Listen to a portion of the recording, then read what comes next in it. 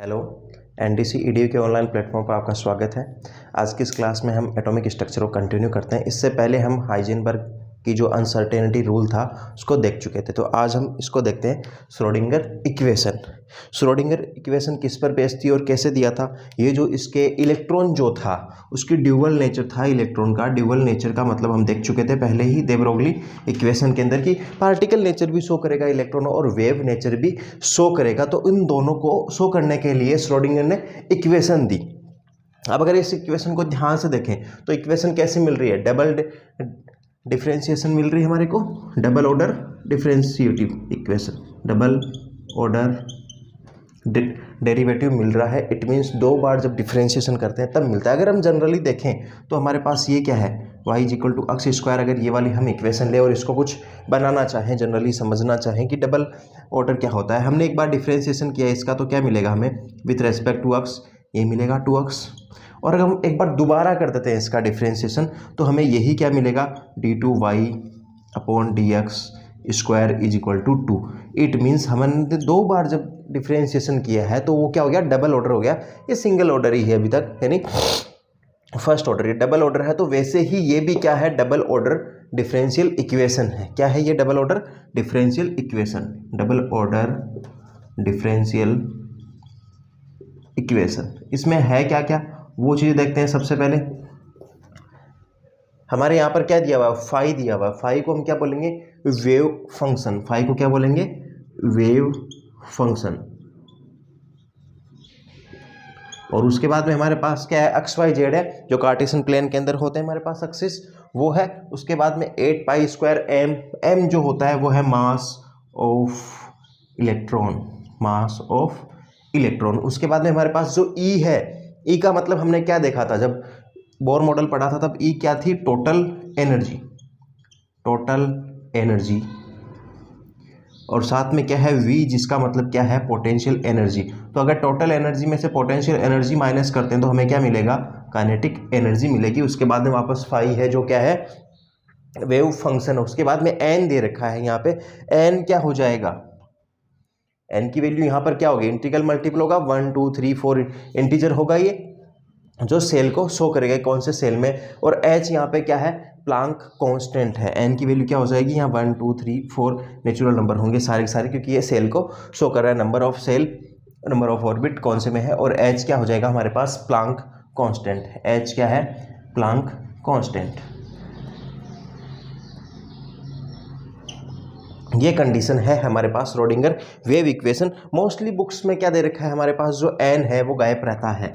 N गायब होने का मतलब क्या है, ये एन इक्वल टू 1 के लिए श्रोडिंगर इक्वेशन है। इट मीन्स ये हाइड्रोजन एटम के लिए श्रोडिंगर इक्वेशन, क्योंकि हाइड्रोजन एटम के लिए एन की वैल्यू कितनी होती है, 1 होती है ऑलवेज। इस केस में ये क्या रहेगा, हाइड्रोजन एटम के लिए रहेगा। अगर आपको यहाँ पे एन दिया हुआ है तो वो डिफरेंट डिफरेंट एटम के लिए हो सकता है। आप एन की वैल्यू 2 पुट कर सकते हैं, फॉर हीलियम, लिथियम के लिए 3 पुट कर सकते हैं। ये कंडीशन रहेगी। ये जो इक्वेशन है वो इंपॉर्टेंट है, ये डायरेक्ट ऑब्जेक्टिव में पूछ लिया जाता है कि श्रोडिंगर वेव इक्वेशन कौन सी है। 4 ऑप्शन देके तो उनमें से एक क्लिक करना होता है।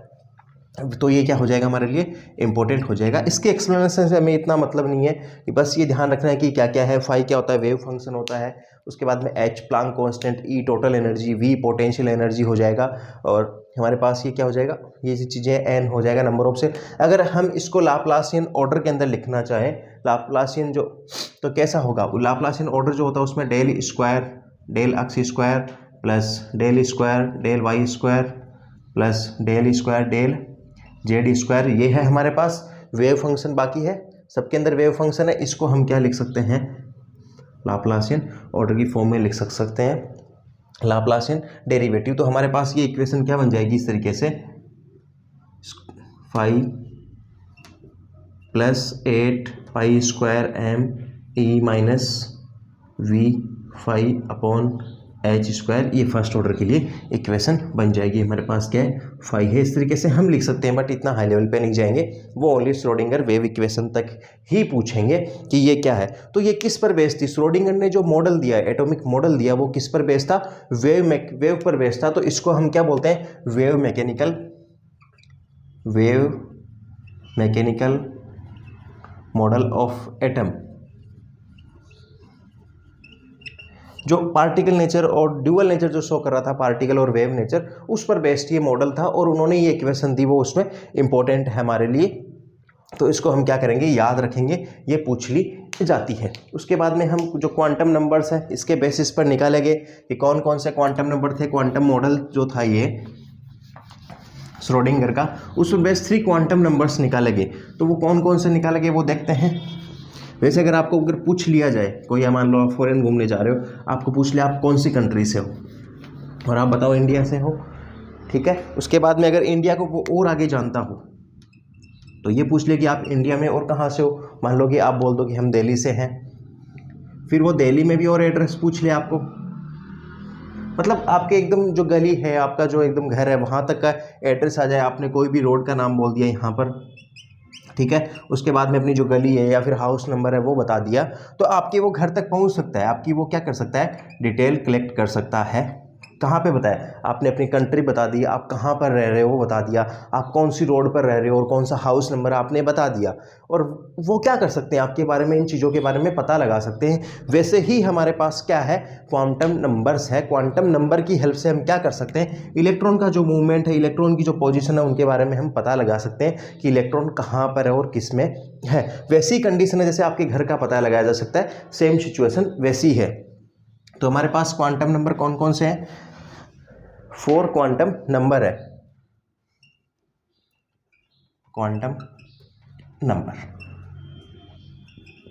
क्वांटम नंबर की हेल्प से क्या कर सकते हैं हम, इलेक्ट्रॉन के बारे में पता लगा सकते हैं। इलेक्ट्रॉन की जो भी पोजीशंस है उनके बारे में पता लगा सकते हैं कि क्या कर रहा है, वो किस पोजीशन में है और कैसा स्पिन है उसका, कौन से सब सेल में है, कौन से सेल में, ये पता लगा सकते हैं। तो फर्स्ट हमारे पास क्या हो जाएगा, जो अगर हम उसकी बात करें तो principal quantum number, principal quantum number, इसको हम रिप्रेजेंट करते हैं एन से।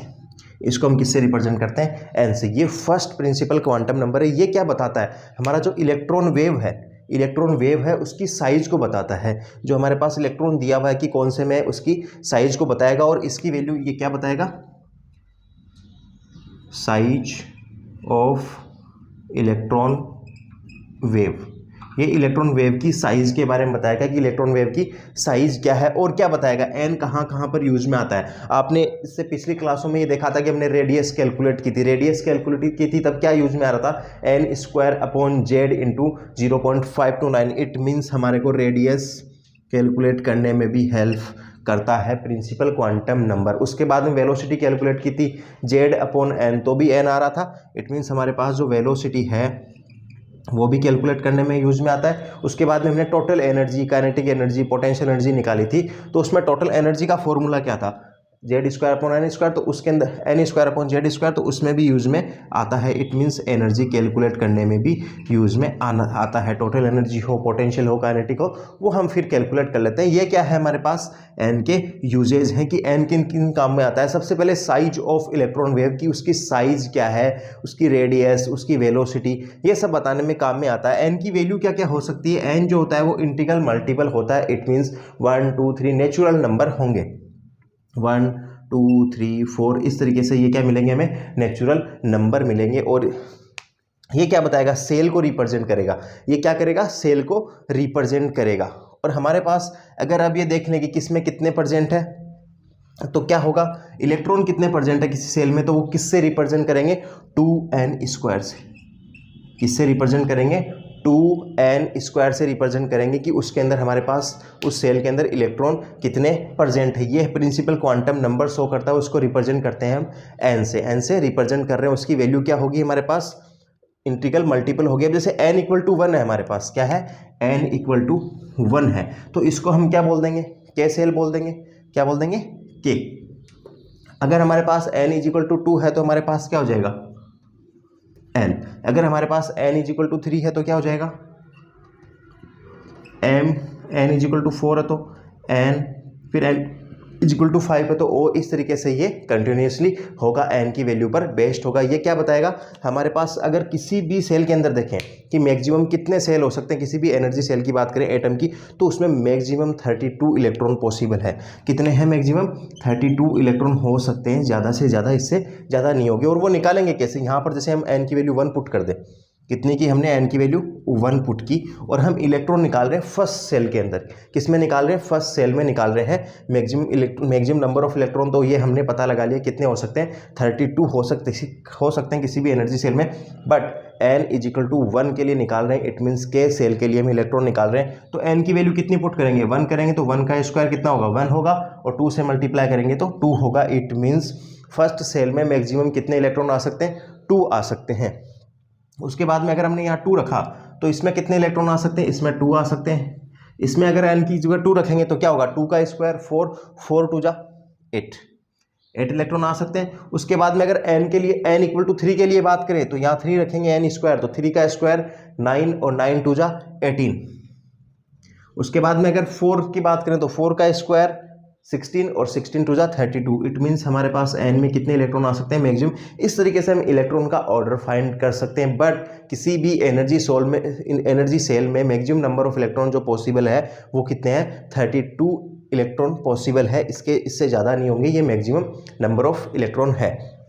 ये हमारे पास प्रिंसिपल क्वांटम नंबर है, जिसकी हेल्प से हम क्या पता लगा सकते हैं किसी भी एनर्जी सेल में कितने इलेक्ट्रॉन प्रेजेंट है, और साइज ऑफ इलेक्ट्रॉन वेव क्या है, रेडियस, वेलोसिटी, एनर्जी, ये सब प्रिंसिपल क्वांटम नंबर की हेल्प से पता लगा सकते हैं। इसके बाद में जो सेकंड थी वो क्या थी?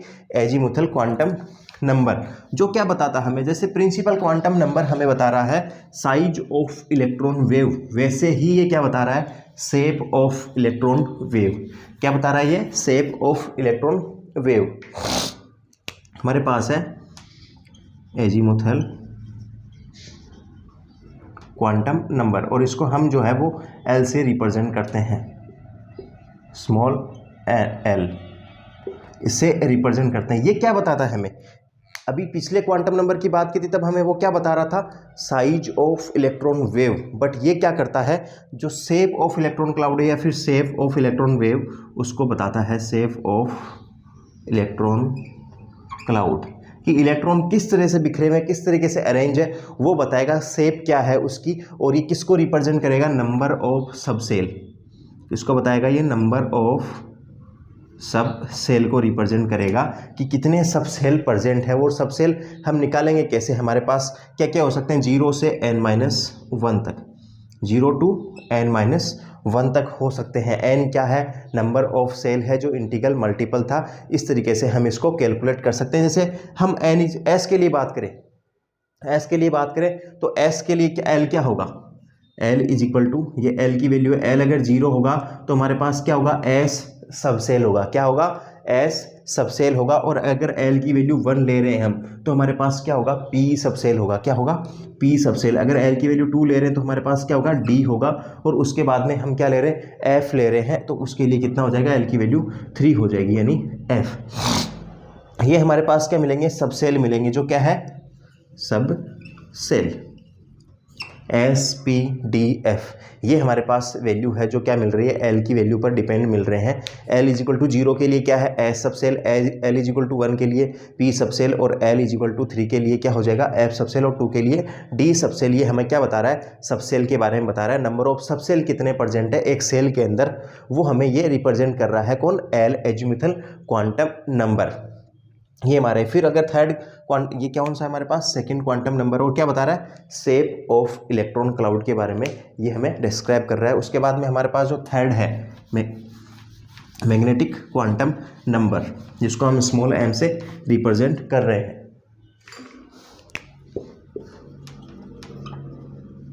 मैग्नेटिक क्वांटम नंबर, इसको हम स्मॉल m से रिप्रेजेंट कर रहे हैं। कौन सा है? थर्ड नंबर का है मैग्नेटिक क्वांटम नंबर। ये क्या डिस्क्राइब कर सकता है? जो ओरिएंटेशन है सब सेल का, कि सब सेल किस तरीके से अरेंज है, उनको ये क्या करेगा? डिस्क्राइब करेगा। और इसकी वैल्यू कहाँ से कहाँ तक होती है?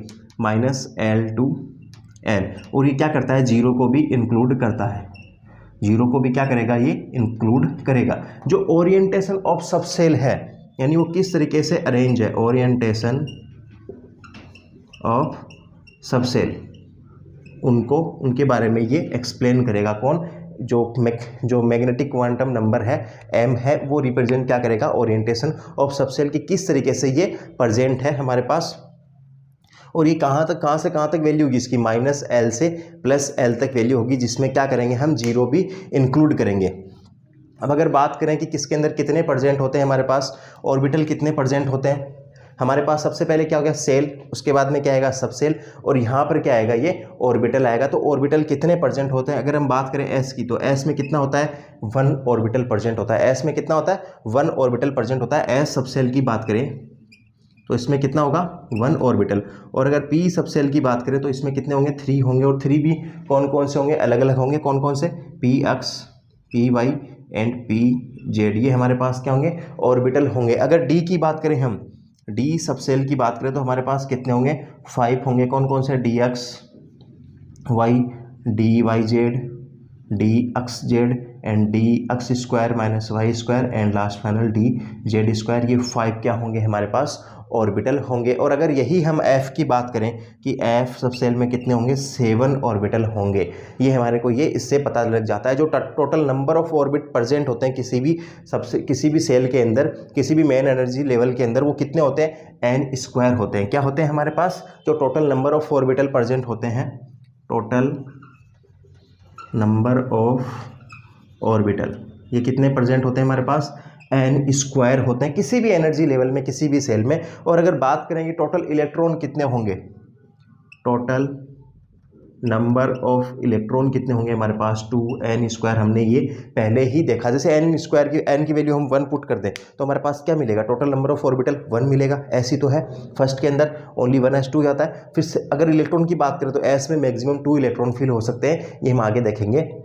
2 मिलेगा। n = 2 पुट करते हैं तो यहाँ पर क्या मिलेगा हमें? 8 मिलेगा, क्योंकि 2 का स्क्वायर 4, 4 2 जा 8, और यहाँ n 2 का स्क्वायर होगा 4 होगा। तो अगर सेकंड सेल की बात करें तो सेकंड सेल के अंदर हमारे पास क्या होते हैं? 4 ऑर्बिटल मिलते हैं। ऐसे अगर 3 वाले की बात करें तो कितने मिलेंगे? 9 ऑर्बिटल मिलेंगे, जिसमें हमारे पास 3d, 3p और 3s ये इंक्लूड रहेंगे, तीनों के तीनों, और इनमें मिला के कितने रहेंगे? 9 ऑर्बिटल। और इलेक्ट्रॉन कितने रहेंगे? डबल हो जाएंगे जस्ट उसके, यानी 18 इलेक्ट्रॉन प्रेजेंट रहेंगे। इस तरीके से हम टोटल नंबर ऑफ ऑर्बिटल का पता लगा सकते हैं किसी भी एनर्जी लेवल में, और उस एनर्जी लेवल में उस सेल के अंदर कितने इलेक्ट्रॉन प्रेजेंट है उसका भी हम पता लगा सकते हैं 2n² से। तो ये मैग्नेटिक क्वांटम नंबर है जो क्या बताता है हमें? Orientation of the subshell. और इसकी वैल्यू कहाँ से कहाँ तक होती है? -L2 + L, जिसमें हमारे पास क्या है? 0 भी इंक्लूड है। फिर हमारे पास जो 4th क्वांटम नंबर आता है वो आता है स्पिन क्वांटम नंबर, जो इलेक्ट्रॉन की स्पिन को बताता है। उसमें सिंपल सा है कि हमारे पास इलेक्ट्रॉन की स्पिन क्या क्या हो सकती है? -1/2 और +1/2, यानी किसी भी ऑर्बिटल के अंदर इलेक्ट्रॉन अगर फिल होंगे तो वो क्या होंगे? सेम होंगे। यानी हमारे पास 4th क्या है? स्पिन क्वांटम नंबर, ऐसे रिप्रेजेंट कर रहे हैं हम इसको, स्पिन क्वांटम नंबर। इसकी वैल्यू क्या क्या हो सकती है हमारे पास? +1/2 और -1/2, +1/2 और -1/2 की इलेक्ट्रॉन कैसे मूव कर रहा है हमारे पास? तो इलेक्ट्रॉन क्या कर सकता है हमारे पास? क्लॉकवाइज मूव कर सकता है। तो हम क्लॉकवाइज को तो क्या बोल देंगे? +1/2, और एंटी क्लॉकवाइज जो है उसको हम क्या बोल देंगे? -1/2। ये इलेक्ट्रॉन का जो मोशन है कि वो किस डायरेक्शन में मोशन कर रहा है, वो एंटी क्लॉकवाइज कर रहा है या फिर क्लॉकवाइज कर रहा है। तो इस तरीके से ये पॉजिटिव और नेगेटिव होते हैं। इसकी वैल्यू क्या होगी स्पिन की? +1/2 और -1/2 होगी। जो +1/2 होगी, यानी प्लस जो साइन है वो क्लॉकवाइज डायरेक्शन को शो करेगा। जो क्लॉकवाइज स्पिनिंग है, क्लॉकवाइज स्पिनिंग, क्योंकि स्पिन कर रहा है इलेक्ट्रॉन, उसको शो कर देगा। और ये किसको करेगा? एंटी क्लॉकवाइज स्पिनिंग को शो कर देगा। ये हमारे पास क्या है?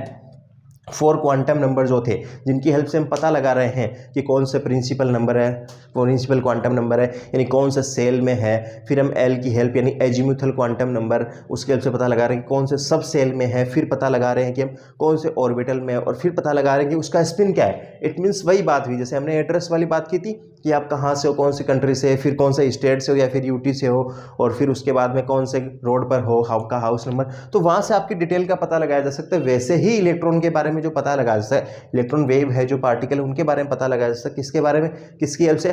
Principal quantum number, azimuthal quantum number और मैग्नेटिक क्वांटम नंबर, और लास्ट में क्या है? Spin quantum number. इनकी हेल्प से हम क्या लगा सकते हैं? इलेक्ट्रॉन की पोजीशन का पता लगा सकते हैं। क्या क्या है? कौन से वो सेल में है, कौन से सब सेल में है, फिर कौन से ऑर्बिट के अंदर ऑर्बिटल में है, और फिर लास्ट के अंदर कि उसका स्पिनिंग क्या है, वो क्लॉकवाइज है या फिर एंटी क्लॉकवाइज है, ये हम पता लगा सकते हैं। फिर हमारे पास नेक्स्ट जो कंसेप्ट है वो इलेक्ट्रॉन फिल करने का है कि हम इलेक्ट्रॉन को किस तरीके से फिल करेंगे। हमारे पास इलेक्ट्रॉन तो है भाई, बहुत सारे इलेक्ट्रॉन है, जैसे हम कोई भी हमारे पास प्रेजेंट हो ऑब्जेक्ट वगैरह या फिर सामान वगैरह प्रेजेंट हो, बस वगैरह में जा रहे हैं, तो उसको एक अरेंज कैसे करते हैं उनके बारे में पता लगाना हो तो वो देखते हैं हम।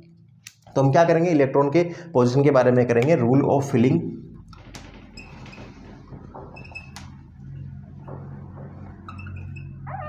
ऑर्बिटल की। हम ऑर्बिटल को किस तरीके से फिल करेंगे। हमारे पास ऑर्बिटल तो प्रेजेंट है, सेल प्रेजेंट है, सब सेल प्रेजेंट है, तो उनको हम फिल किस तरीके से करेंगे, फिलिंग ऑफ ऑर्बिटल। ये हम इनको फिल कैसे करेंगे, कौन सा रूल है कि इसमें पहले इलेक्ट्रॉन फिल कर सकते हैं। तो सबसे पहले जो प्रिंसिपल दिया था वो दिया था अफबाऊ ने प्रिंसिपल, अफबाऊ प्रिंसिपल। इन्होंने क्या प्रिंसिपल दिया था वो देखते हैं। अगर हमारे पास ये बात करें सब सेल की कि 1s 2s या फिर 2p 3p, ये सब सेल की बात करें तो एनर्जी जो लेवल था वो इस रेंज के अंदर था। हम देख लेते हैं ये सबसे पहले 1s 2s 3s 4s 5s 6s 7s, ये हमारे पास क्या है एस है। उसके बाद में अगर हम p की बात करें तो p कहाँ से स्टार्ट होता है, 2 से, 2p 3p 4p 5p 6p and 7p। उसके बाद में अगर हम डी ऑर्बिट की बात, डी की बात करें तो डी कहाँ से स्टार्ट होगा, हमारे पास 3 से स्टार्ट होगा, it means 3d 4d 5d 6d 7d। उसके बाद में अगर हम f की बात करें तो f कहाँ से स्टार्ट होता है, 4 से स्टार्ट होता है, यानी 4f और 5f। हम एक बार स्टार्टिंग देख लेते हैं, उसके बाद में सेम ऑर्डर वही रहेगा। सबसे पहले हमारा स्टार्टिंग पॉइंट जो रहेगा वो कहाँ रहेगा, 1s पर। ये क्या होगा हमारे पास स्टार्टिंग पॉइंट, यहाँ से क्या होगा स्टार्ट होगा, उसके बाद में ये कंटिन्यू जाएगा, उसके बाद में वापस यहाँ से जाएगा। बस थोड़ा सा करेक्शन है हमारे पास ये। उसके बाद में ये क्या होगा हमारे पास, वापस जो वेव होगी वो कहाँ जाएगी, 2s जाएगी हमारे पास, 2s जाएगी। उसके बाद में 2s से वापस जो आएगी उसके बाद में ये कहाँ पे जा रही है, 2p जाएगी। कहाँ पे जा रही है, 2p जाएगी कंटिन्यू। उसके बाद में 2p के बाद में कहाँ जाएगी, 3s, 3s के बाद में ये वापस आएगी, और 3s के बाद में कहाँ जाएगी, 3p, और 3p के बाद में 4s, 4s के बाद में वापस आके कहाँ जा रही है, 3d, और 3d के बाद में कहाँ पर जाएगी, ये 4p के अंदर जाएगी। किस में जाएगी, ये 4p के अंदर जाएगी। और उसके बाद में 4p कंप्लीट होने के बाद में किस में जाएगी, ये 5s में जाएगी। किस में जाएगी, 5s में जाएगी। 5s से अगर वापस आ रही है तो ये किस में जा रही है, फिर 4d के अंदर। 4d से किस में जाएगी, 5s आ चुका, फिर किस में जा रही है, 5p में। किस में जा रही है, 5p में। 5p के बाद में 6s में, 6s से वापस आने के बाद में किस में जाएगी, 4f में जाएगी। 4f के बाद में 5d, d के बाद में 6p, और 6 के बाद में 7s, और उसके बाद में ये किस में जाएगी, 5f 6d 7p, और उसके बाद में किस में जाएगी हमारे पास कंटिन्यू। अगर और भी हमारे पास प्रेजेंट है, एटम्स प्रेजेंट है, और भी ज़्यादा एलिमेंट फाइंड होते हैं तो इस तरीके से होगा। अगर हम इसके ऑर्डर की बात करें, इसके ऑर्डर की बात करें तो इसका ऑर्डर हम सबसे पहले क्या लिखेंगे, 1s2। क्या हमारे पास 1 वाला जो सेल है n=1 है, क्या वो फुल हो गया, हाँ। उसके बाद में क्या आएगा, 2s2 2p 6, यही आ रहा है। उसके बाद में क्या है हमारे पास, 2s2 के बाद में क्या है, 2p 6, कंप्लीट फिल होगा ये 2p 6 क्योंकि हम लिख रहे हैं। उसके बाद में 2p 6 के बाद में क्या है, 3s, क्या है हमारे पास 3s2। उसके बाद में 3s2 के बाद में क्या हो गया हमारे पास, 3p 6, और उसके बाद में क्या होगा, 3p 6 के बाद में हमारे पास क्या होगा, क्या आ रहा है यहाँ पे, 3p 6 के बाद में 4s2 4s2। उसके बाद में क्या है, 3d 10, और उसके बाद में 4p 6। हमारे पास ये 4p 6 तक कंप्लीट हो गया। उसके बाद में क्या आ रहा है, 5s2 5s2 के बाद में हमारे पास क्या है, 5s2 से अगर वापस आ रहे हैं तो हमारे पास क्या मिल रहा है, 4d 10 मिल रहा है। क्या मिल रहा है, 4d 10 मिल रहा है। 4d 10 के बाद में अगर बात करें तो क्या मिल रहा है हमें, 5p 6, क्योंकि p में क्या आ सकते हैं, 6 इलेक्ट्रॉन आ सकते हैं। 5p 6 के बाद में क्या है, n=6 स्टार्ट हो गया, तो हमारे पास यहाँ क्या मिलेगा, 6s2 से अगर वापस आएँ और हम देखें तो हमें क्या मिल रहा है, 4f, और f में कितने आ सकते हैं, 14 इलेक्ट्रॉन आ सकते हैं। उसके बाद में अगर F से आगे जाए तो हमारे पास क्या मिलेगा 5D10 और 5D10 की जस्ट आगे जाए तो हमें क्या मिलेगा 6P6 और उसके आगे हम जा रहे हैं तो हमारे वो क्या स्टार्ट हो रहा है 7 स्टार्ट हो रहा है। क्या हो रहा है 7 स्टार्ट हो रहा है। 7 में क्या आ रहा है सबसे पहले S2 उसके बाद में क्या आ रहा है 5F14 और उसके बाद में क्या आ रहा है 6D10 और उसके बाद मिल रहा है हमें 7P6। इस तरीके से हमें क्या मिल रहा है ये ऑर्डर मिल रहा है जिसके अंदर क्या है कंटिन्यू है। सबसे पहले क्या है 1S। अगर हम S के ऑर्डर को कंटिन्यू लिख लें 1S 2S 3S 4S और फिर हम किसको लिखें 2P 3P इसको ऑर्डर को लिख लें फिर 3D 4D और फिर इनको अरेंज करें कि 1S के बाद में क्या आ रहा है हमारे पास ये 2S आ रहा है। उसके बाद में क्या आ रहा है हमारे पास 2P और उसके बाद में 3S के बाद में क्या आएगा 3P उसके बाद में 4S के बाद में क्या आ रहा है 3D आ रहा है। ये किस तरीके से फिल करे जाएंगे ये हमारे पास क्या होंगे जो एनर्जी लेवल है कि किसकी एनर्जी मिनिमम है वो सबसे पहले आएगा और किसकी एनर्जी बाद में है वो हमारे पास क्या आएगा बाद में आएगा। इस तरीके से हम इलेक्ट्रॉन को जो है कि ऑर्बिटल में किस तरीके से हम इलेक्ट्रॉन को जो है वो फिल कर सकते हैं। तो आज की क्लास में हमने ये इलेक्ट्रॉन को फिल करना क्वांटम नंबर्स इनके बारे में देखा। आगे आने वाली जो क्लासेज है उसके बारे में हम जो ये कंटिन्यू है चैप्टर जो है उसको हम कंटिन्यू करेंगे। थैंक्स।